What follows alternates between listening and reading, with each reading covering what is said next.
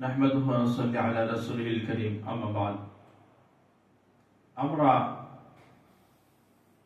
অনেক বিষয় আমরা জানি না যেটা হাদিসের মধ্যে স্পষ্ট এসেছে।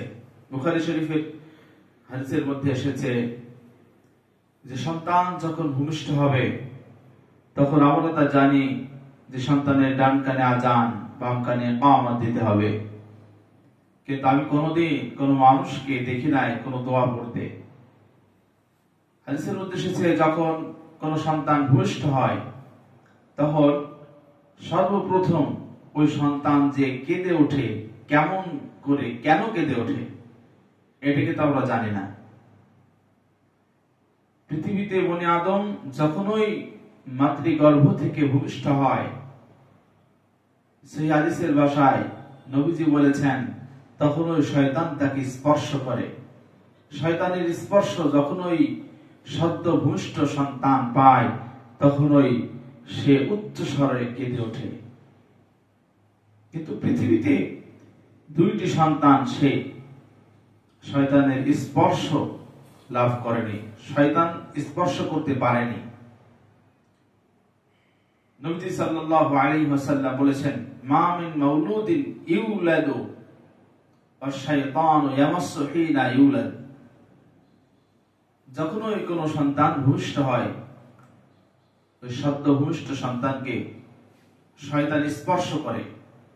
ফায়াস্তাহিল্লু সারিখাম মিন মাসসি শাইতান। শয়তানের স্পর্শ করার সঙ্গে সঙ্গে ওই সদ্য ভূমিষ্ঠ সন্তানটি চিল্লায় ওঠে, আওয়াজ দিয়ে কান্না করে। ইল্লা মারইয়ামা ওয়া ইবনাহা, কিন্তু মারইয়াম আলাইহিস সালাতু ওয়াস সালাম এবং তার সন্তান ঈসা রূহুল্লাহ এই দুইজনকে সন্তান স্পর্শ করতে পারেনি। সুবহানাল্লাহ। কেন স্পর্শ করতে পারেনি? কারণটা হচ্ছে সুম্মা ইয়াকুলু আবু হুরায়রা রাদিয়াল্লাহু তাআলা আনহু, এরপর আবু হুরায়রা রাদিয়াল্লাহু তাআলা বললেন যে মারইয়াম এবং তার সন্তানকে শয়তান স্পর্শ করতে পারেনি। কেন পারেনি? তিনাদের বেলায় এই দোয়া পড়া হয়েছিল। তখন আবু হুরায়রা বললেন যে মারইয়াম এবং তার সন্তানকে যেভাবে শয়তান স্পর্শ করতে পারেনি একটি দোয়ার কারণে, সেই দোয়াটা তোমরা পড়তে পারো। অকরাউ ইন শিতুম, যদি তোমরা চাও সেই দোয়া তোমরা পড়ে তোমাদের সন্তানদেরকে শয়তানের স্পর্শ থেকে রক্ষা করতে পারো। সেটা হচ্ছে ওয়া ইন্নী উঈদুহা বিকা ওয়া যুররিয়াতাহা মিনাশ শাইতানির রাজীম। এই দোয়াটা আমরা সকলে আমাদের সন্তান যখন ভূমিষ্ঠ হবে তখন এই দোয়াটা পড়লে শয়তান আমাদেরকে সন্তানদেরকে স্পর্শ করতে পারবে না। দোয়াটি হচ্ছে ওয়া ইন্নী উঈদুহা ওয়া যুররিয়াতাহা মিনাশ শাইতানির রাজীম। এই দোয়াটার অর্থ হচ্ছে ওয়া ইন্নী উঈদুহা বিকা ওয়া যুররিয়াতাহা, আমি এই সন্তানকে এবং এই সন্তানের বংশধরকে আল্লাহ আমি তোমার আশ্রয়ে সুপর্দ করছি মিনাশ শাইতানির রাজীম, বিতাড়িত শয়তান থেকে।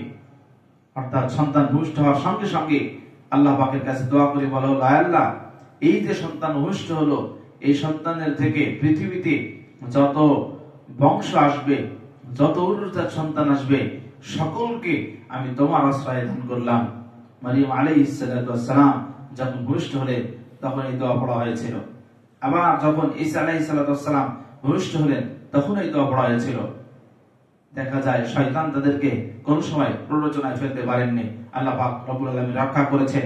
এজন্য আমাদের সন্তান যখনই হবে তখনই আমরা ওয়া ইন্নী উঈদুহা বিকা ওয়া যুররিয়াতাহা মিনাশ শাইতানির রাজীম এই দোয়াটি পড়ব। আমাদের সন্তানগুলো অবশ্যই শয়তানের যে সংস্পর্শ, শয়তানের স্পর্শ থেকে রক্ষা পাবে। আল্লাহ রাব্বুল আলামিন আমাদেরকে সে তৌফিক দান করুন। আমা তৌফিকি ইল্লা বিল্লাহ। আসসালামু আলাইকুম ওয়া রাহমাতুল্লাহি ওয়া বারাকাতুহু।